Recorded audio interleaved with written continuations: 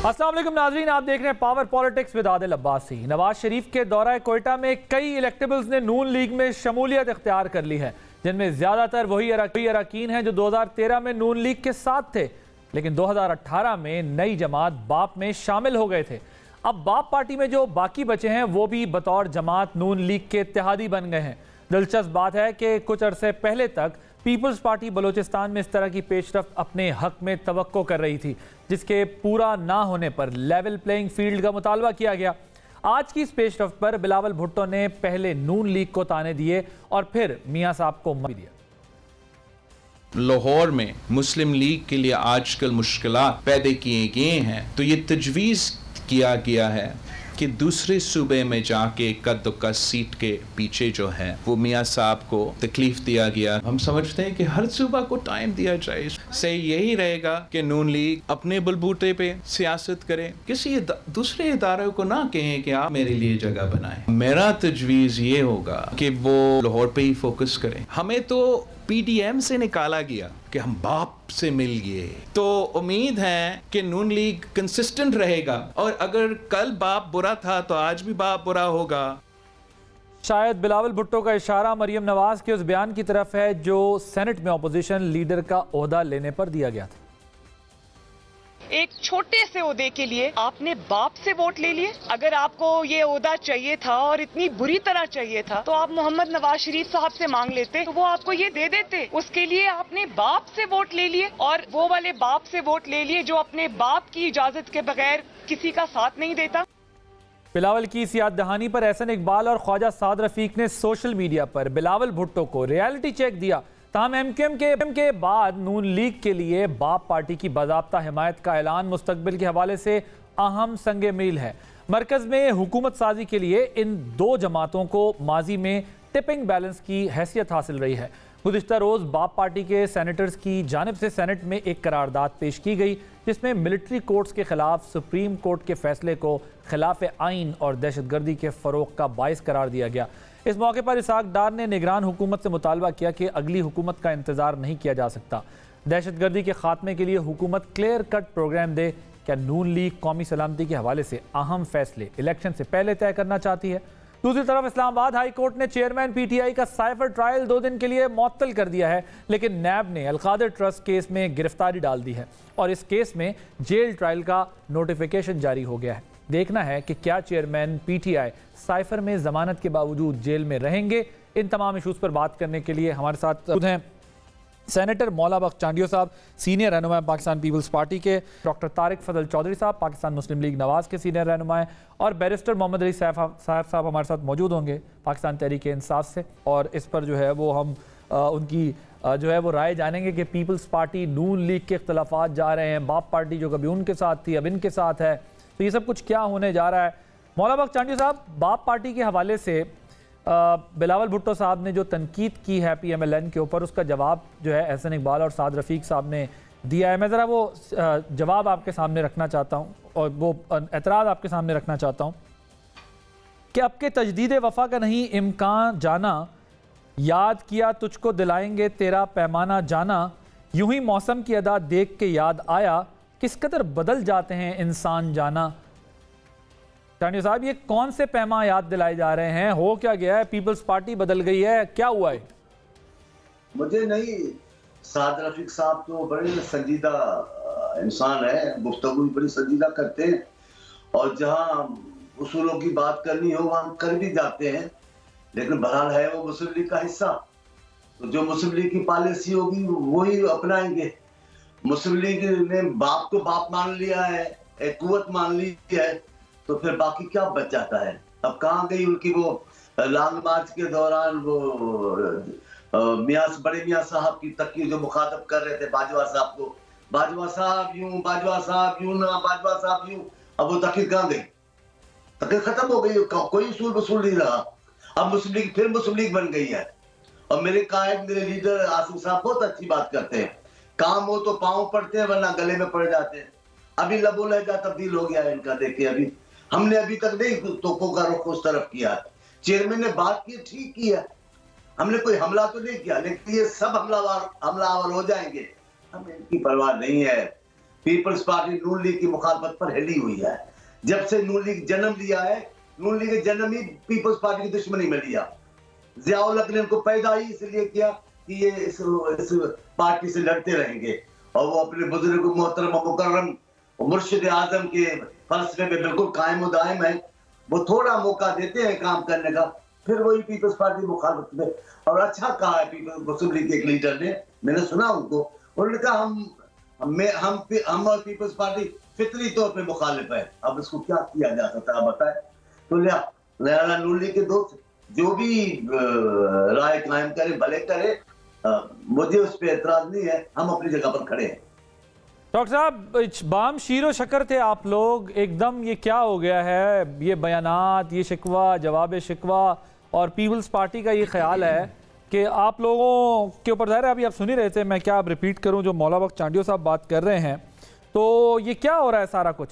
गुजारिश ये है कि एक बात जो उन्होंने की कि जनाब इन्होंने बाप पार्टी को बाप मान लिया है, तो ये नेक काम तो पाकिस्तान पीपल्स पार्टी बहुत पहले कर चुकी है, आज से 2 साल पहले कर चुकी है। बाप को बाप सबसे पहले उन्होंने बनाया था जब सेनेट में उन्हें चंद वोट चाहिए थे। अभी तो जनरल इलेक्शन की बात हो रही है, अलाइंस की बात हो रही है, सीट टू सीट एडजस्टमेंट की बात हो रही है। चंद वोटों के लिए उन्होंने बाप को बाप बना लिया था।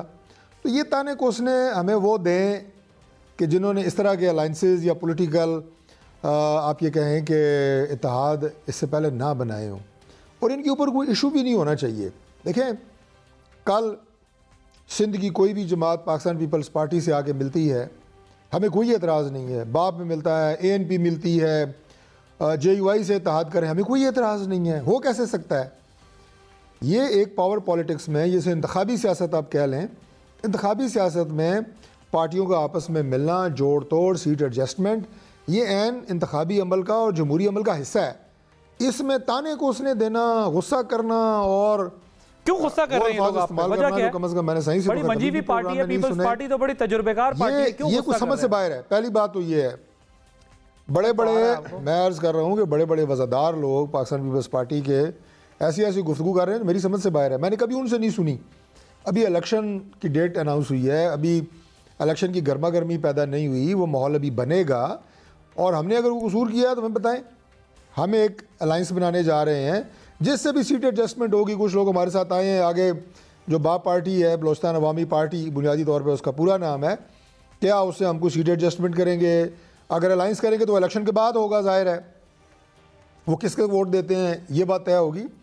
और वहाँ पे कई पार्टियाँ और बलोचिस्तान में बैठी हैं, मैंगल साहब की अपनी पार्टी है, अचकज़ई साहब की अपनी पार्टी है, और पार्टियाँ हैं। तो कोई सियासत ख़त्म तो नहीं होगी बलोचिस्तान की, मैदान खुला है। और बिलावल साहब ने अभी जो बात की है, उन्होंने ये बात ठीक की है कि बाकी सूबों को भी एंगेज करना चाहिए, कर रहे हैं।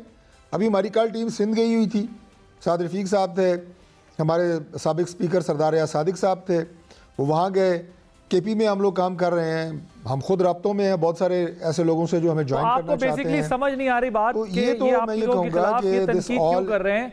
ये बहुत सादी सी बात है सर, वो ये कह रहे हैं आपकी सेटिंग हो गई है। मुझे लगता ये है कि पाकिस्तान पीपल्स पार्टी इस इलेक्शन के हवाले से कुछ ज़्यादा खुशफहमी का शिकार थी, लेकिन जब वो मैदान में उतरे हैं, उनकी तवक्कुआत पूरी नहीं हो रही, उसका गुस्सा वो दूसरी जमातों पे और बिलखुसूस एक ऐसी पार्टी पे जो उन्हें लग रहा है कि ये आइंदा इलेक्शन के बाद हुकूमत बनाने जा रहे हैं, वो निकाल रहे हैं।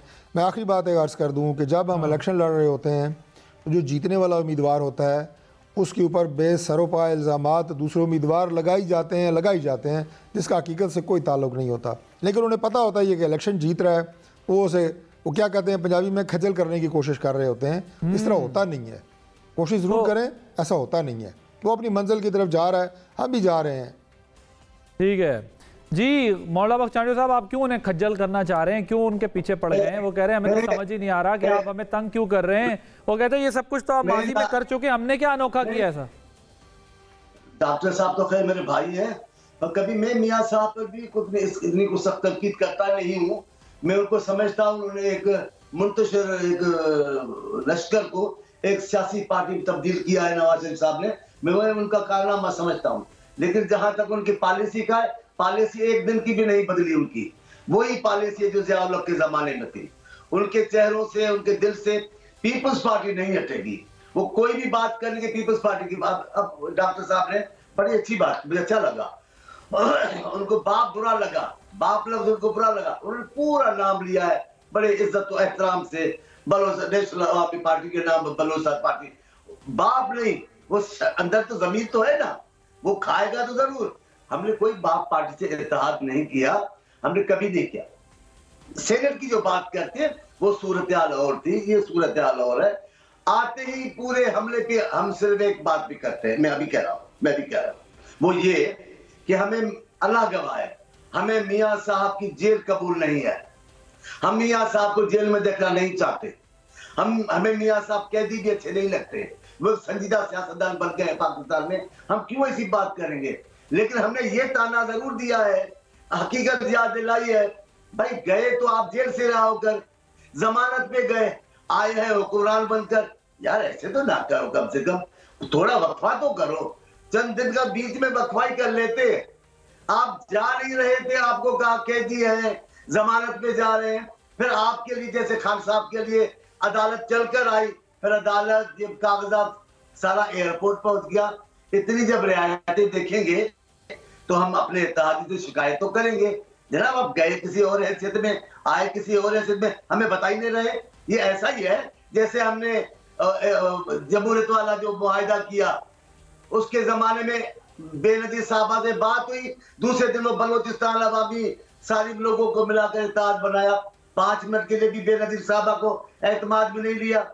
ये लेते ही नहीं है एतमाद में, ये किसी की परवाह करते ही नहीं है। तो चांडी साहब ये दो एतराज उठा रहे हैं। आप पे एक कह रहे हैं कि जो बाप पार्टी है उसके साथ आपने जब राहो रस्म बढ़ाए उस वक्त उन्होंने कहा कि हमने सह लिया, और अब हम बढ़ा रहे हैं तो आप जो है वो तनकीद कर रहे हैं। और साथ में वो ये बात भी इशारा दे रहे हैं, वो कह रहे हैं यार अगर हम पूरी नेशनल पार्टी बनते हैं, हम बलूचिस्तान में, केपी में, सिंध में सीटें लेके आते हैं, तो पीपल्स पार्टी इतनी परेशान क्यों हो रही है। मतलब वो तो कहते हैं हम अपनी वो खोई हुई सीटें जो हमसे गए थे उन्हें वापस लेके आ रहे। अब्बासी साहब हम परेशान किसी भी पार्टी के ताकतवर होने से है ही नहीं। अगर हमसे इलेक्शन जीत भी जाते हैं, जैसे भी जीतते हैं, जीतते जरूर है, हम कभी नाराज नहीं हुए, इन पे भी नाराज नहीं हो रहे। हमें पता है इनकी रूह में कौन सी रूह पड़ी हुई है, इनका सियासी विरसा क्या है, ये किसके ख्वाबों की ताबीर करने की इन्होंने हलफ बर्दारी की थी, हम सब जानते हैं। हम नाराज नहीं हो रहे, बिल्कुल नहीं होंगे। जो इनको चाहे, अब कल तक तो पूरे पंजाब में ये मारे मारे फिर रहे थे, पीटीआई के गर्दनों पे सवार थी। अब अभी थोड़ी वो बोझ हटा है, अब आंखें दिखाना हमें शुरू कर दिए। पंजाब भाई यही पंजाब है ना जहां पीटीआई ने आपको उठा कर मारा है, तब कुछ नहीं। अभी हम जीतने जा रहे हैं। हमें भाई साहब मैं वजाहत कर रहा हूं, हमें नून लीग के इलेक्शन से, सियासी ताकतवर होने से कोई परेशानी नहीं। जहां चाहे इत्तेहाद बनाए। सिंध में पहले नहीं बनाए, पहले भी कॉम्प्रस्तों को साथ लिया, एमक्यूएम को साथ लिया, हमारे मुकाबले में आए, हमारी हुकूमत हटाकर तोड़कर गैर कानूनी लियाकत जफरी साहब को बिठाया। हम कभी नाराज हुए? अब भी आप करके देख ले, हमें नाराजगी नहीं होगी। हम आप जो चाहे आपका अपना रास्ता करें, जितनी चाहे ताकत इस्तेमाल करना चाहते हैं सिंध में आ जाए, भले करें, वो आप पाकिस्तान के लीडर हैं, हम क्यों आपसे नाराज होंगे। लिहाजा डॉक्टर साहब ये फौरी हमला हम पर ना करें कि हम आपकी ताकत को देख के कुछ जल पड़ेंगे। जिया-उल-हक की ताकत पर आपने 15 साल हुकूमत की है पंजाब में। सरकारी छतरी के नीचे आपने पीपल्स पार्टी को खत्म करने की साजिशें की है पंजाब में, लाखों कोशिशें हुई हैं। आप बताएं, ऐसे नहीं होता है जैसे आप कर रहे हैं। नाराज ना हो, हम तनकीद हमारा हक है। अगर आप कह रहे हो कि हम हुकूमत में आ रहे हैं तो गुस्से हो रहे हैं, तो ठीक है। अगर आप हुकूमत में आ रहे हैं तो हम अपोजिशन बनकर मुखालफत तो करेंगे, इसमें गुस्से की क्या बात है। नाराज ना हो डॉक्टर साहब, ऐसे ना करें। अच्छा, वो बड़ी एक, अब ज़ाहिर आपने इतनी लंबी चार्ट शीट इनके ऊपर दे दी है, डॉक्टर साहब इसका जवाब देंगे। मोबाइल देख रहे थे लेकिन सीधा उन्होंने ऊपर देखना शुरू कर दिया जब आपने बताया कि 15 साल इन्होंने उस कंधे पे हुकूमत की है। अब एक एतराज़ ये है कि ज़ाहिर है ये बात हो रही है कि शायद कोई अंडरस्टैंडिंग थी कि आप पंजाब तक रहेंगे, हम इधर तक रहेंगे, या हम बलूचिस्तान सिंध तक आ जाएंगे तो आप केपी पंजाब ले जाएंगे। तो मियाँ साहब का प्लान ज़रा रुख ज़रा तब्दील हो गया, बलूचिस्तान भी चला गया और सिंध भी चला गया। अब डॉक्टर साहब ये क्या जवाब आप देंगे? वो कहते हैं आप हमें पता है कैसे वापस आए, बेहतर तरीका होता कि आप अपने नेचुरल प्रोसेस के साथ आगे बढ़ते। ये आपने क्या तरीका इख्तियार किया है, ये जो सब कुछ आप मैनेजमेंट कर रहे हैं? अब भाई साहब, मैं मोबाइल पे चंद चीज़ें नोट कर रहा था जो मुझे चंद चीज़ें समझ आई। दोबारा कह रहा हूँ कि मैं सारी बात साईं मौला बख्श चांडियो साहब के नहीं समझ पा रहा, लेकिन चंद मोटी मोटी बातें मुझे समझ आ गई हैं।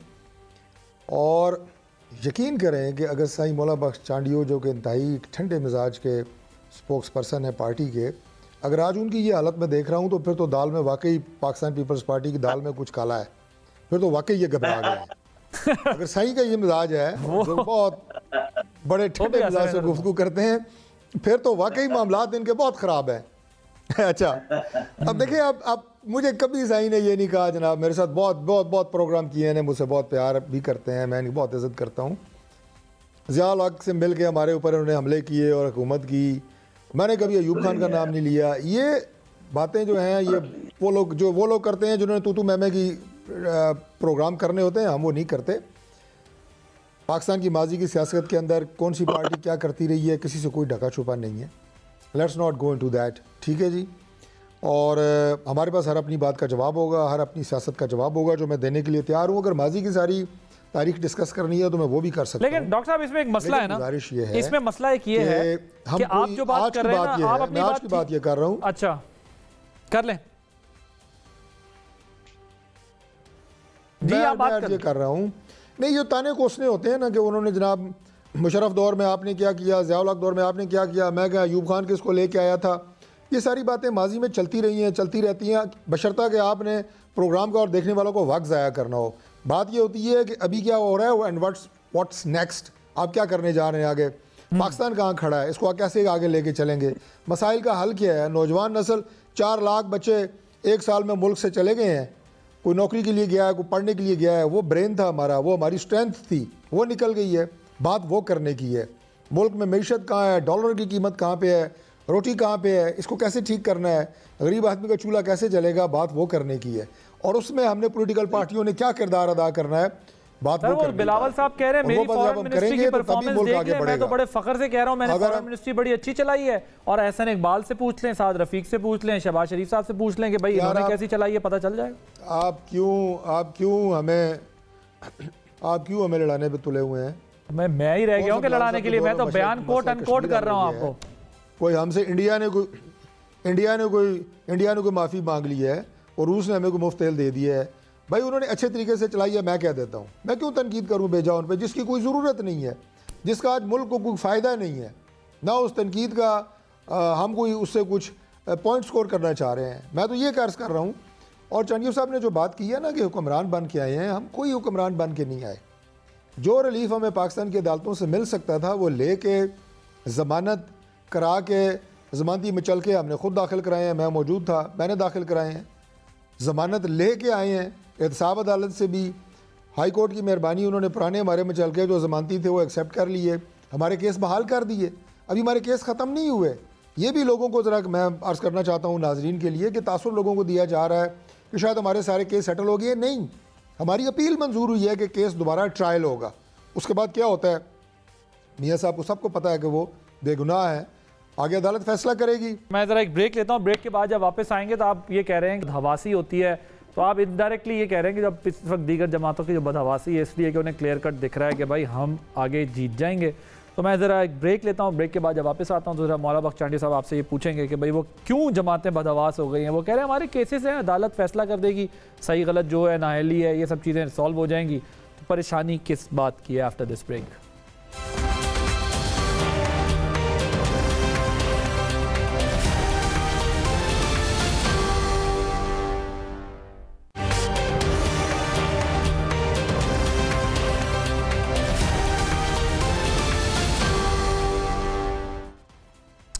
Welcome back ji. मौला बख्श चांडियो साहब, तारिक फजल चौधरी साहब कह रहे हैं हवास बाख्ता हो गई हैं तमाम जमातें जब से उन्होंने देखा है कि नून लीग जो है वो आगे जा रही। मुझे डॉक्टर साहब के इस जुमले पर हैरत नहीं है। वो अपने आप को समझ गए कि हम मुंतखब हो गए, वज़ीर-ए-आज़म बन गए, वरना मैं सिर्फ मीठा, मेरे लहजे में ऐसा एक भी अल्फाज नहीं आया है जिसको आप हवास बाख्ता के साथ खड़ा करें। मैं डॉक्टर साहब का भी एहतराम करता हूँ, मैं मियाँ साहब का भी एहतराम करता हूँ, सियासी मौक़िफ़ रखता हूँ, मेरा अपना अंदाज है बोलने का, बाकी मेरा कोई इख्तलाफ नहीं है। असल बात यह है, हम बात इतनी करते हैं, गुस्से हो जाते हैं भाई आप गए कैदी, आए उस हैसियत में कि अदालत भी एयरपोर्ट पे आई, जनाब यहाँ कागजात दस्तखत करो। अभी आप फरमा रहे हैं कोर्टों ने हमें रिलीफ दिया। पहले कोर्ट ने क्यों नहीं दिया? आप खड़े खड़े गालियां दे रहे थे कोर्ट को, जज साकिब को और को इनको, तब कोर्ट आपके फेवर में क्यों नहीं थी? अब क्यों हो गई है? इतनी मेहरबान अदालत है आप पर कि उनके लिए आप गाना गाएंगे? कल की अदालतें सब भूल गए, आपके साथ जो उन्होंने बातें की वो सब भूल गए। आप वो कैसे केसों में मुलविस किया वो आप भूल गए, किस अंदाज से आप एक केस चलाए गए वो सब। ये रियायतें क्यों?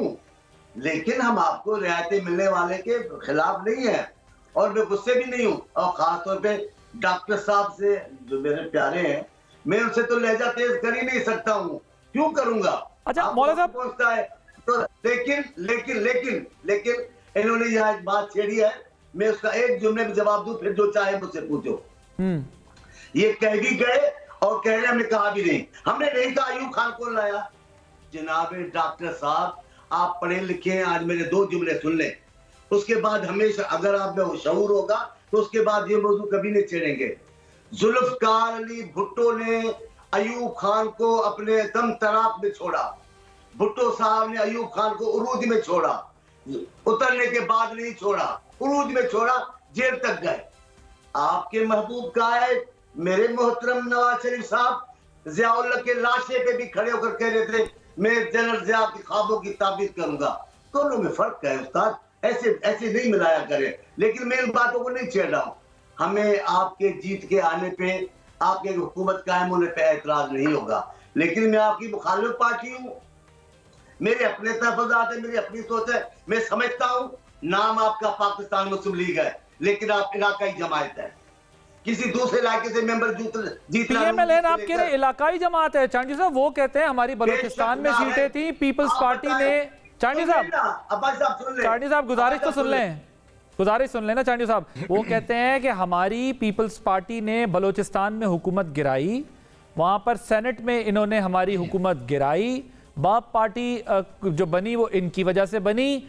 और वो कहते हैं हमारी तो क्या कहते हैं सिंध के अंदर भी वो थी, प्रेजेंस मौजूद थी, वो भी खत्म हुई। अब हम वो रिस्टोर कर रहे हैं, अपना सारा इमेज रिकवर कर रहे हैं। आप कह रहे हैं कि ये सिर्फ इलाकाई जमात है। सुन ले जरा, मुझे ये मसला है कि अगर कहीं से आप किसी पार्टी से उधार सुधार पे सीटें लेकर आ जाएं, कोई सिंध से लेकर आए तो नून लीग से उधर से बलोचस्तान, वो कौमी जमात नहीं हो सकती। कौमी जमात होती है अपने प्रोग्राम से, कौमी जमात मानी जाती है मौक़िफ़ से, अपने इलाका अपने काम से।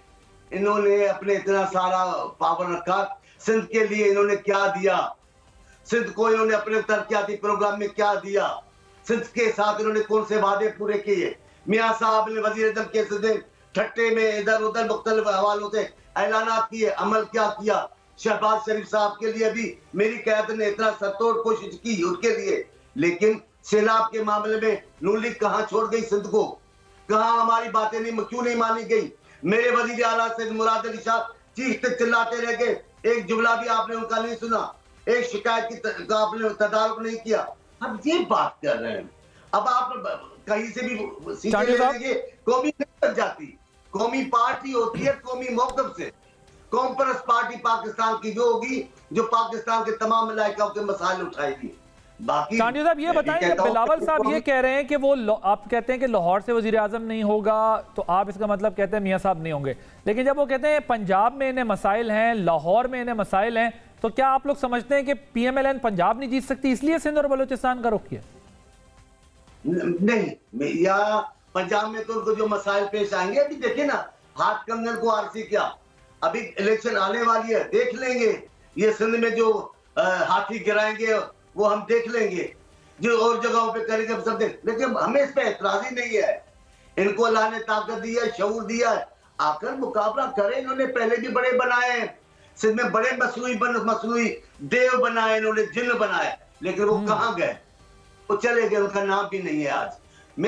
हमें आपके फतेह बंद होने से कोई गुस्सा ही नहीं है। हम तो कह रहे हैं भाई आप जो थे वैसे रहते, अभी आए छांव में, छतरी के छांव में, और कहीं हम गैर जाल बिठा रहे हैं, ये नहीं हो सकता। ओके जी डॉक्टर साहब, वो कह रहे हैं कि भाई आपका प्रॉब्लम है, आपका मसला ऑर्गेनिक नहीं है, आप गए किस तरह, आप आए किस तरह, वहां से लेके अभी तक वो कहते हैं कि हमारा, आप सुन ही रहे, अब तो ये वाली आवाज तो आपको साफ आई होगी, अब नहीं कहिएगा कि मुझे आवाज नहीं है, मैंने चंद अल्फाज सुने, नहीं तो मैंने आपको रिकॉर्डिंग भेजनी है। आप बेहतर जी, गुजारिश ये है कि हम जमानत लेके जहाज पे गए थे, जमानत लेके जहाज पे वापस आए हैं, ये जाने का तरीका था और ये वापसी का तरीका है। फेवर हमें क्या मिल रही है अदालतों से? नवाज शरीफ को फेवर कोई नहीं मिल रही। नवाज शरीफ को अदालतों से इंसाफ मिल रहा है। जो नाइंसाफियाँ नवाज शरीफ के साथ हो रही थी वो रेक्टिफाई हो रही हैं। चांडियो साहब ने कहा कि क्यों रेक्टिफाई हो रही हैं, तो चांडियो साहब से मेरी गुजारिश ये है कि मैं आपको व्हाट्सएप करूँगा, कहा तो मैं TCS भेज दूंगा आपको, शौकत अजीज़ सिद्दीकी साहब की एक पटिशन, जब टाइम फारग हुआ तो बैठ के पढ़ लीजिएगा।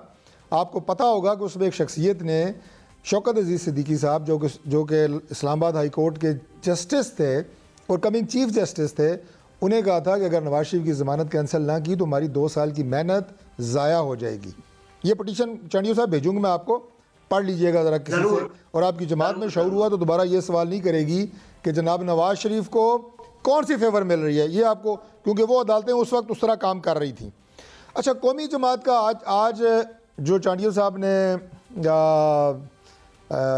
नज़रिया के तस्वीर कशी कहीं की है, वो मेरे लिए बहुत हैरत की बात है। विद ऑल ड्यू रिगार्ड्स, कौमी जमात कौमी मौक़िफ़ ज़रूर रखती है और कौमी मौक़िफ़ रखने की वजह से वो तमाम पाकिस्तान की इकाइयों में, तमाम सूबों में अपनी प्रेजेंस रखती है और वहाँ से सीटें लेती है।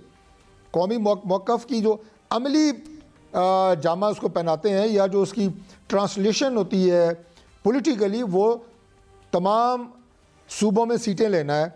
और मुझे ज़्यादा तो नहीं पता, लेकिन मियां नवाज शरीफ साहब प्राइम मिनिस्टर थे तो कराची मेट्रो तक का प्रोग्राम और अर्बन ट्रांसपोर्ट का प्रोग्राम भी मियां नवाज शरीफ साहब ने शुरू किया था। ये तो सिर्फ मैं आपको एक बता रहा हूँ कि यहाँ तक मियां साहब की नज़र थी और कोई एहसान नहीं है किसी पे। कराची ना किसी का है ना किसी का हो सकता है, वो हर पाकिस्तानी का है, वो हर जमात का है। जो भी मरकज़ में हुकूमत में बैठेगा वो हमारा इकोनॉमिक कैपिटल है वहाँ पे, और रूरल सिंध हो, बलोचिस्तान हो, KP हो, पंजाब हो, लाहौर हो, इसमें डिवीज़न करना कि ये मेरा है ये तुम्हारा है, वहाँ से होगा वज़ीर आला या वज़ीर आज़म, ये बिल्कुल भी ऐसी बात नहीं है। ये इन्होंने बिल्कुल ठीक कहा कि जी अवाम को फ़ैसला करने दें, इलेक्शन लड़ने दें। लेकिन मैं फिर ये बात कहूँगा कि जिस तरह पाकिस्तान पीपल्स पार्टी गुस्से में है, चलें मैं बात हवासी तो नहीं कहूँगा, चलें मैं कुछ और कह देता हूँ, जिस तरह गुस्से में है, इश्ताल में है, मुझे तो लगता है कि इनकी अगली सिंध में भी गवर्नमेंट नहीं बननी। ये एज अ पोलिटिकल वर्कर मैं आपको एक पेशगोई कर रहा हूँ। उसकी वजह क्या है? उसकी वजह यह है, बिल्कुल मैं आपको रियलिस्टिक बात बता रहा हूँ भाई साहब, कि पाकिस्तान पीपल्स पार्टी इस बात के ऊपर बिल्कुल सुकून में थी, सेटल्ड थी कि हमारी मरकज़ में तो हुकूमत बननी नहीं है। पंजाब में तो ये है ही नहीं, कोई एक आध सीट वो आज़ाद जीत जाते हैं साउथ पंजाब से, KP में भी इनको कोई हालत नहीं है। बलोचिस्तान में ये बाप पार्टी के ऊपर रिलाई कर रहे थे, वो भी अब इन्हें उसमें ज़्यादा शौक है कि यार हमारी चंद सीटें उनके साथ मिलकर निकलनी थी, उधर भी काम फारग। ये इस बात के ऊपर खुश थे कि हमारी सिंध में गवर्नमेंट बन जाए। अब मुझे लगता ये है कि सिंध गवर्नमेंट भी इन्हें ख़तरे में नज़र आ रही है, जिसकी वजह से इनकी इतना इश्तियाल और गुस्सा है। एहतराम ये बात है, असल मसला ये है कि सिंध की हुकूमत जो है वो इन्हें खतरे में नजर आ रही है। लोगों को फैसला करने दें, इलेक्शन फ्री एंड फेयर होगा इंशाल्लाह, बैनुल अक़वामी मुबस्सरीन भी होंगे। जिसको पाकिस्तान की अवाम ने वोट दिया, चांडियो साहब की पार्टी को ने वोट दिया, मैं सबसे पहले चांडियो साहब को यहाँ एयरपोर्ट पे इस्लामाबाद रिसीव करूंगा, खुले दिल से रिसीव करूंगा। चांडियो साहब क्विकली इसका जवाब दीजिएगा, क्योंकि फिर मैंने जो है वो डिस्कशन जरा आगे टॉपिक भी चेंज करना है। मुझे ये बताइएगा कि वो कह रहे हैं कि सिंध में भी हुकूमत का खतरा पड़ गया। असल मसला ये है, वरना आप लोग राजी थे ना फेडरल में, बलूचिस्तान में चंद एक सीटें थी।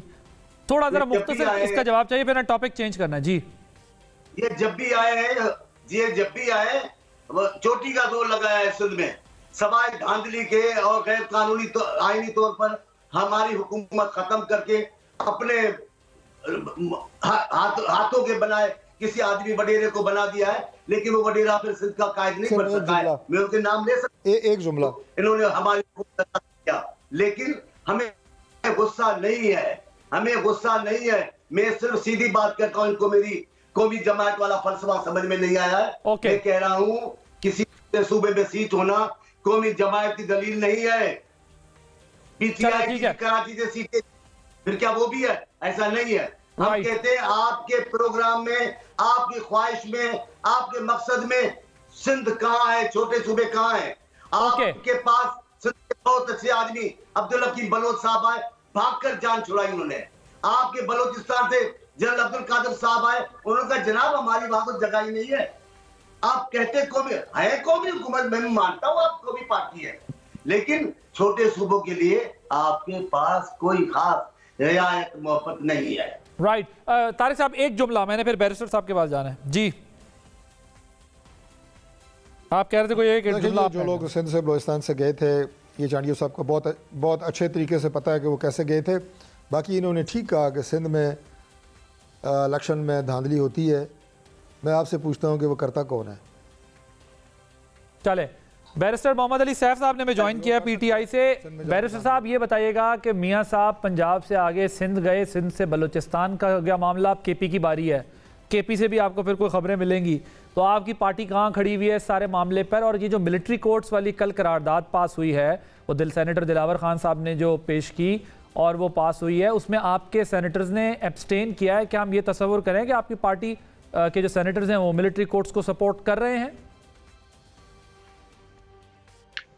देखें, जहां तक मियां साहब के दौरों का ताल्लुक है, मियां साहब जो हैं वो लंदन में 4 साल की मफरूरी गुजारने के बाद, बल्कि छुट्टियां गुजारने के बाद पाकिस्तान आए हैं। जाहिर है कुछ ना कुछ तो उन्होंने करना है, और उनको ये भी पता है कि चूंकि मैं लाडला हूं आजकल, तो लाडले जाहिर है इस तरह की मस्तियां करते रहते हैं। वो अब यकीनन जाएंगे, पूरे पाकिस्तान के दौरे करेंगे।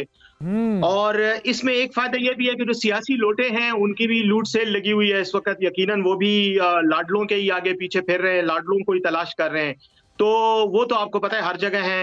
मेरा मतलब है उन इलेक्टेबल से जो हर इलेक्शन में अपनी मार्केट जो है वो देखते हैं और उसके बाद फैसला करते हैं कि किसको ज्वाइन करना है। तो ये सारी चीजें हैं, लेकिन एक बात आपको बता दूं, और वो बात बिल्कुल वाज़ेह है कि पाकिस्तान के अवाम जो है वो मियां साहब को रिजेक्ट कर चुके हैं। ठीक है, सियासी मैनिपुलेशन, सियासी इंजीनियरिंग, सियासी जो ये चालें होती हैं, इनके नतीजे में हमारे इंतखाबी निज़ाम की कमजोरियां जो है उसको इस्तेमाल करके लोग इक़्तिदार में आ जाते हैं। मियां साहब भी शायद इक़्तिदार में आ जाएं, लेकिन बहरहाल वो अवाम के वज़ीर आज़म नहीं होंगे। वो जो है वो बस शायद जिनके वो लाडले हैं उनके वो वज़ीर आज़म होंगे। इससे ज्यादा इनकी कोई हैसियत नहीं है, और मैं ये समझता हूँ कि वो किसी के लिए भी सियासी खतरा नहीं है, वो सिर्फ अपने लिए सियासी खतरा है इस वक्त। बाकी जहां तक ताल्लुक है केपी का, हाँ जी प्लीज, हाँ कंप्लीट कर लें आप। अच्छा, जहां तक केपी का ताल्लुक है, केपी अल्लाह के फजलो करम से इमरान खान का है, पीटीआई का है। मियां साहब का तो वहां पे दूर दूर तक कोई नाम और निशान ही नहीं है। और मियां साहब अगर वहां पर अपने कैंडिडेट खड़े करेंगे भी तो दीगर पार्टियों की मेहनत समाजत करके, कोई इंतखाबी इत्तेहाद करके, किसी किस्म की सीट एडजस्टमेंट करके ही वो जो है वो एक उम्मीदवार मैदान में उतार सकते हैं। अदरवाइज अकेला मुस्लिम लीग नून के प्लेटफॉर्म से लड़ना तो उनके बस की बात ही नहीं है। यहाँ पे तो इंशाअल्लाह पीटीआई का राज होगा और PTI he maximum number of seats जीतेगी। शर्त यह है आदिल कि इलेक्शन जो है वो ट्रांसपेरेंट हो। मसला ये है ना बैरिस्टर साहब, उसमें एक हज़ारा तो मियां साहब के पास रिवायती तौर पे रहा है ना, और ऊपर से अगर वो मौलाना साहब के साथ इत्तेहाद करते हैं, पार्टी आपकी बिखरी हुई है, टूटी हुई है, परवेज़ खटक साहब भी मैदान में हैं, तो ये सब एलिमेंट्स अगर आप मिलाएंगे तो फिर तो टफ टाइम मिलेगा ना। इसको आप इजी तो नहीं ले सकते, स्पेशली जब आपकी पार्टी में अभी ये भी नहीं पता कि अगर खान साहब अभी किसी को नॉमिनेट नहीं करते तो कौन है जो इलेक्शन कैंपेन लीड करेगा, कैसे ये सारा कुछ होगा। और मिलिट्री कोर्ट्स पे भी अपनी राय दीजिएगा ज़रा मुझे कि ये आपके सेनेटर्स ने हिमायत की है वाकई गायब रह के। देखें, जहां तक मियां साहब के इत्तेहाद का ताल्लुक है, आपने हज़ारा की बात की। देखें, हज़ारा में गुज़श्ता इलेक्शन देख लें और उससे पिछले वाले इलेक्शन देख लें, उसमें पीटीआई ने बहुत ज्यादा जो है वो रिटर्न किया है और बहुत ज्यादा वोट लिए हैं, और मियां साहब को चंद सीटों के अलावा वहां से नहीं मिली सीटें, ज्यादातर सीटें पीटीआई जीती है। दूसरी बात यह है कि जहां तक मौलाना साहब का ताल्लुक है, उनका चंद जो साउथ साइड है, जनूब जो है, वहां पर उनके कुछ जगहों में जो उनके आबाई इलाके हैं वहां पर उनकी थोड़ी बहुत अक्सरियत है, लेकिन वहां भी आपको पता है डेरा इस्माइल खान में तो तमाम पीटीआई ने स्वीप किया था, जो मौलाना साहब का अपना इलाका है जहां से वो इलेक्शन लड़ते। तो ये कोई ये बात नहीं है कि अगर फर्ज करें पीटीआई इस वक्त मुश्किल हालात में है तो दूसरे लोग करेंगे। इंशाल्लाह हम फिर भी, चाहे खान साहब जेल में हो चाहे जहां भी हो, इंशाल्लाह पीटीआई बहुत मुनज़्ज़म अंदाज में इलेक्शन लड़ेगी और इंशाल्लाह हम रिजल्ट लेंगे। करारदाद जी देखिए, करारदाद जो है ना वो एक पार्लिमानी इशू है। मैं नहीं समझता कि वहां पर पीटीआई के सेनेटर्स ने कोई स्टैंड लिया है। एब्सटेन करने का मतलब ये होता है कि आप उस रायशुमारी में हिस्सा नहीं लेना चाहते। अब मुझे एक्चुअली फ्रैंकली मैं आपको ईमानन बता रहा हूं कि मुझे अंदर का पता नहीं है कि वहां सेनेट में क्या कोई फैसला हुआ था कि एब्सटेन करना है, या सेनेटर्स मौजूद नहीं थे उस वक्त। लेकिन जहां तक मिलिट्री कोर्ट्स का ताल्लुक है, मेरा ये ख्याल है कि उसके बारे में करारदादों से मसले नहीं हल होने। असल में तो सुप्रीम कोर्ट ने एक फैसला दे दिया है ना, तो सुप्रीम कोर्ट के फैसले को वापस करना वो सुप्रीम कोर्ट का अपना एक तरीकाकार है। तो सर एक समझ नहीं आ रही ना बात, आप बैरिस्टर साहब, यही तो हमारी पाकिस्तान की सियासत का प्रॉब्लम है कि हम कंफ्यूज रखते हैं अपने लोगों को। देखें, अगर आप समझते हैं, आपकी पार्टी समझती है कि सुप्रीम कोर्ट वाली जो फैसला है वही फाइनलिटी है, और फिर आप खुद समझते हैं कि जी आप लोगों को 9 मई की वजह से एक प्रॉब्लम फेस करनी है मिलिट्री कोर्ट्स में, तो फिर तो आपको सेनेट में एब्सटेन नहीं करना चाहिए था। Your people should have been there to deal with. और करारदाद ज़ाहिर एक मैसेज होता है, सबसे बड़ा फोरम है, सेनेट कोई मामूली बात तो नहीं है। दूसरी बात यह है कि अगर आप उसकी मुखालफत करते हैं, हिमायत करते हैं, उसमें भी आपको खुल के आना चाहिए। एब्सटेन करना क्या होता है? यही तो कॉन्ट्रडिक्शन है हमारी पॉलिटिक्स के। मेरे ख्याल में हमारी पार्टी के अलावा और भी कई पार्टियों ने जो सेनेट में मौजूद हैं और जिनका हमेशा से मिलिट्री कोर्ट्स के खिलाफ एक मौक़िफ़ रहा है, उन्होंने भी या तो एब्सटेन किया है और या जो है करारदाद के हवाले से आप लोग उनके साथ हम ख्याल है। ठीक है, तो आप भी उन पार्टियों के साथ हैं, मतलब जो उन्होंने एब्सटेन किया। आदिल, मेरा ये कहने का मकसद नहीं है यार, मैं खुद सेनेट में 6 साल रहा हूं, मुझे पता है ना कि एब्सटेन करने का जरूरी नहीं है कि मतलब ये हो कि आप किसी के साथ हैं या नहीं है। पहली बात तो ये। दूसरी बात ये है कि हमारी पार्टी इस वक्त एक क्राइसिस में से गुजर रही है, और आपको पता है कि मिलिट्री कोर्ट्स या जो क्या कहते हैं, ये जो इशू है 9 मई का, उसके हवाले से हमें एक प्रॉब्लम है। उस प्रॉब्लम को शायद उसी हवाले से सेनेटर्स ने फैसला किया हो कि हम इससे एब्सटेन करते हैं ताकि मजीद जो है वो मुखालफत या स्ट्रेस जो है वो ना पैदा हो। यही वजह हो सकती है। इसके अलावा बाकी तो सुप्रीम कोर्ट ने जो फैसला किया है हम उसी से ही हमें उससे इत्तेफाक है और हम उसको एग्री करते हैं उस फैसले से। ऑल राइट, बैरिस्टर साहब ने बड़ी क्लैरिटी के साथ एक बात कर दी। उन्होंने कहा शायद ये रीजन हो सकता है, लेकिन कोर्ट के वाले फैसले के साथ ही खड़े रहे। चांडिया साहब, रज़ा रब्बानी साहब भी जो हैं वो उन्होंने इसकी मुखालफत की है, लेकिन रज़ा रब्बानी साहब जब आपकी हुकूमत थी तब तो पीपल्स पार्टी के दौर में वो आंखों में आंसू के साथ भी उन्होंने मिलिट्री कोर्ट्स की हिमायत कर दी थी, अब नहीं है तो मुखालफत कर दी। आपकी पार्टी की क्या स्टैंडिंग है? देखिए, रज़ा रब्बानी साहब एक दानिशवर किस्म के उसूल परस्त इंसान है। जहां उनकी अपनी जाती ख्वाहिश है वो तो रहेगी। पढ़े लिखे इंसान है, बड़े दानिशवर किस्म के, लेकिन पार्टी के डिसिप्लिन की पाबंदी करना ये भी बहुत जरूरी होता है सियासत में। तो तब इख्तिलाफ किया था उस फैसले से, लेकिन वोट उन्होंने दिया पीपल्स पार्टी के फैसले के मुताबिक। पीपल्स पार्टी ने उनको मुंतखब किया है, वोट उस पार्टी की अमानत है, और वो ऐसी कोई गड़बड़ वाली बात नहीं जो पे कोई परेशान हो जाए कि रज़ा रब्बानी साहब। तो पीपल्स पार्टी करारदाद के हक में है कि मुखालफत में है? क्या आपने बोला? करारदाद के हक में आप लोग के मुखालफत में है? पीपल्स पार्टी का क्या मौक़िफ़ है? पीपल्स पार्टी का तो उधर जमा है, मैं तो यहाँ बैठा हूँ, मुझे नहीं पता वहां क्या हुआ है। रज़ा रब्बानी साहब ने इख्तिलाफ किया है, बाकी तो सब ने हिमायत की है। अच्छा, सही है। तो रज़ा रब्बानी साहब ने अपनी, लेकिन जब मेरा तो इख्तिलाफ ये है ना चांडियो साहब की, जब हुकूमत थी तब आंखों में आंसू के साथ भी दस्तखत कर दिए थे, लेकिन अब जो है वो उसकी मुखालफत कर रहे हैं। उस वक्त भी मुखालफत करनी चाहिए थी, और आज सादिया अब्बासी साहिबा ने मुखालफत कर दी है, PMLN वाली जो हैं, और उन्होंने कहा है कि ये सब कुछ जो गलत हो रहा है। डॉक्टर साहब, KP का आपको बैरिस्टर साहब ने बताया, वो कह रहे हैं जी कोई खतरा वतरा नहीं है उधर, हमें उधर आप लोगों का मसला हल नहीं होना। साथ ही मिलिट्री कोर्ट्स वाले मामले पे आपने चांडियो साहब की भी राय सुन ली। वो कहते हैं कि हमारी पार्टी, मैं तो यहाँ बैठा हूँ, लेकिन बहरहाल रज़ा रब्बानी साहब के हवाले से उन्होंने बता दिया कि उन्होंने वो इख्तिलाफ करते हैं उसूली तौर पर। जी, योर टेक ऑन। देखिए, जो बैरिस्टर साहब ने बात की है PTI और KP की, तो आपके प्रोग्राम में तो दावे करने से कोई नहीं रोक सकता। मैं कहूँ जनाब कि हम 272 सीटों पे इलेक्शन होता है, हम 270 जीत रहे हैं, आप मुझे रोक सकते हैं? कोई भी नहीं रोक सकता। KP में मैं सिर्फ इतनी एक जुमला कहूँगा कि आप सिर्फ जो परवेज़ खटक साहब हैं उनका मुकाबला कर लें पहले, उसके बाद बाकी जमातों को चैलेंज कीजिएगा।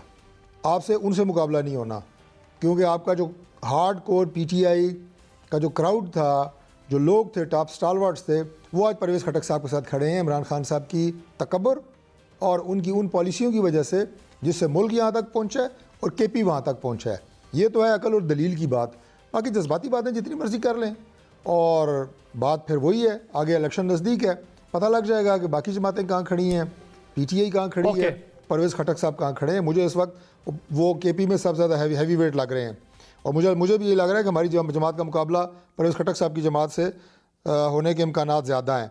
अच्छा, तो डॉक्टर साहब ये बताइए, जो डार साहब ने कहा है कि पॉलिसी जो है वो इंटरिम गवर्नमेंट बनाए दहशतगर्दी वाली, तो आप लोग क्या चाहते हैं कि आप लोगों के पावर में आने से पहले ये पॉलिसी जो है वो बन चुकी हो, वहाँ के ना बनाए? और फिर जो इरफान सिद्दीकी साहब बात कर रहे हैं कि खान साहब का मसला मुद्दई और मुल्जिम के दरमियान है, मियाँ साहब का इससे कोई ताल्लुक नहीं है, तो क्लियर कट बता दिया अगर पावर में भी आ गए तो उनको माफ़ी कहीं और से मिलनी। देखिए, बात यह है कि मियां नवाज शरीफ साहब इस वक्त ना मुल्क के प्राइम मिनिस्टर हैं, ना चीफ एग्जीक्यूटिव हैं। वो अब हम आगे अपना इलेक्शन लड़ेंगे, फिर देखें आगे, अल्लाह बेहतर जानता है। जो बेहतर हो मुल्क के लिए, मैं तो ये दुआ करता हूँ इंशाल्लाह वही हो पाकिस्तान के लिए, हर पाकिस्तानी की यही दुआ है। वो बात की बात है जब मियां साहब प्राइम मिनिस्टर बनते हैं चौथी बार। आज का जो मामला है तो वो केयर टेकर गवर्नमेंट जो बैठी हुई है मरकज़ में भी और सूबों में भी, और जो शिद्दत पसंदी की और टेररिज्म की एक नई लहर जो है वो आपको नज़र आ रही है, और रोज़ाना की बुनियादों के ऊपर जो है वो हमारे जवान और अफसरान, लेकिन अब फ़ौज के ये भी एक दौरा इम्तियाज़ है कि वो सिर्फ जवान फ्रंट पे नहीं होते, अफसर खुद फ्रंट पे होकर लड़ते हैं, और बराबर अफसरान की भी शातें हो रही हैं जवानों के साथ। तो ये पॉलिसी तो डे टू डे बेसिस पे बनी है, आपको इकदाम करने ही है। आप इसको छोड़ नहीं सकते कि जनाब ये तो ऐसा मसला है कि ये 3 महीने बाद 4 महीने बाद गवर्नमेंट आएगी तो वो पॉलिसी बनाएगी। ये डेली बेसिस के ऊपर इसको टैकल करने की ज़रूरत है, नबुर्द आज़मा होने की ज़रूरत है, और वो चूँकि गवर्नमेंट्स मौजूद हैं तो वो ये करें।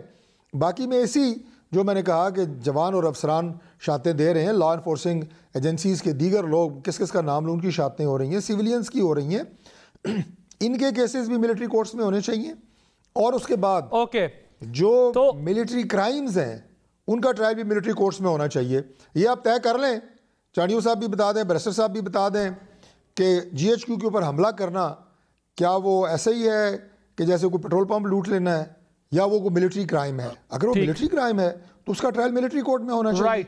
और फिर आखिर में मैं ये कहूँगा फौजी अदालतों के हवाले से कि हमारी अदालतें जो इस वक्त मौजूद हैं उनमें ज़रा खुद जस्टिस साहिबान, चीफ जस्टिस साहिबान, उनकी कारकर्दगी के हवाले से उनके रिमार्क्स निकाल के देख लें कि कितना सुस्त प्रोसेस है, स्लो ट्रायल है कोर्ट्स के अंदर केसेस का।